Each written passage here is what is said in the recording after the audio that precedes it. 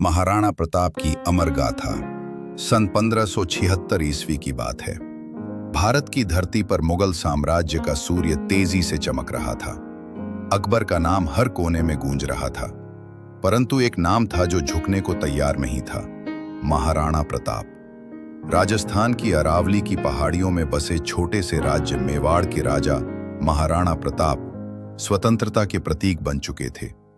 उनके लिए सिंहासन, सोना या शक्ति नहीं, बल्कि स्वाभिमान सबसे बड़ा खजाना था। अकबर का दूत और प्रताप का उत्तर।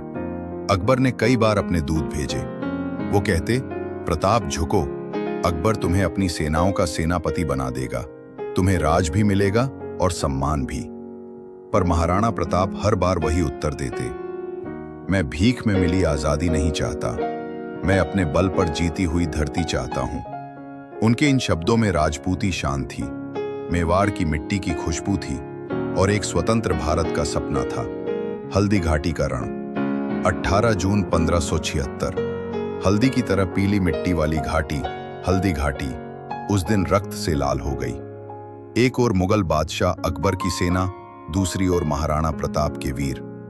गिनती में मुगल लाखों थे, पर प्रताप की सेना बस कुछ हजार। फिर भी हर योद्धा सिंह बनकर लड़ा।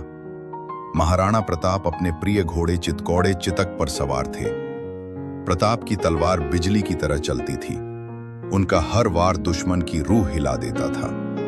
राजा मान सिंह के साथ युद्ध करते हुए चितक ने छलांग लगाई और महाराणा को बचा लिया, लेकिन स्वयं घायल होकर गिर पड़ा। प्रताप की आंखों में आंसू थे। उन्होंने कहा, तूने अपना धर्म निभाया मेरे दोस्त, अब मैं तेरा कर्ज कैसे चुकाऊं। वनों में संघर्ष।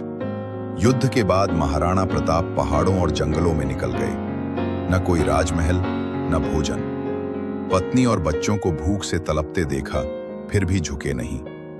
एक दिन उनकी बेटी के हाथ से घास की रोटी नीचे गिर गई। एक सैनिक ने कहा, महाराज, अगर आप अकबर से सुलह कर लें तो ये दिन नहीं देखने पड़ेंगे। प्रताप ने मुस्कुराकर कहा, जिस दिन मैं अकबर के सामने झुक गया, उस दिन मेरे बच्चों को ये रोटी नहीं, अपना स्वाभिमान खोना पड़ेगा। प्रतिज्ञा का फल। वर्षों तक प्रताप ने जंगलों में रहकर संघर्ष किया। धीरे धीरे उन्होंने फिर से अपनी सेना बनाई। उन्होंने दुर्ग दुर्ग वापस जीते। हालांकि हल्दी घाटी का युद्ध निर्णायक नहीं रहा, परंतु प्रताप की अडिग आत्मा इतिहास में अमर हो गई।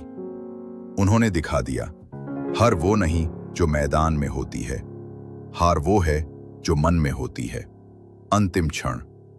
अपने जीवन के अंतिम समय में भी प्रताप ने वही कहा, मेवाड़ की भूमि तब तक स्वतंत्र नहीं मानी जाएगी जब तक चित्तौड़ हमारे हाथों में नहीं आ जाता। उनकी मृत्यु के बाद भी उनका साहस, स्वाभिमान और वीरता हर भारतीय के हृदय में बस गई। दोस्तों, आपको ये कहानी पसंद आई हो तो चैनल को लाइक, सब्सक्राइब करना ना भूलें। जय हिंद।